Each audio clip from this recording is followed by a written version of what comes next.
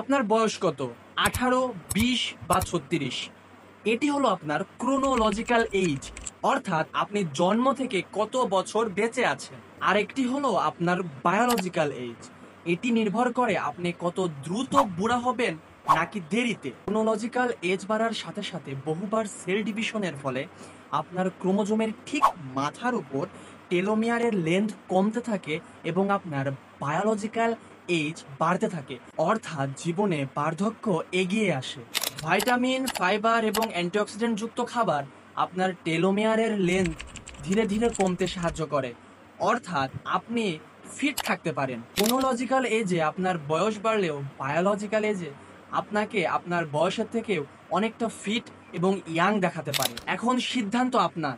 আপনি unhealthy lifestyle maintain করে আপনার বার্ধক্য এগিয়ে আনবেন নাকি ভালো অভ্যাস করার মাধ্যমে সারাক্ষণ ফিট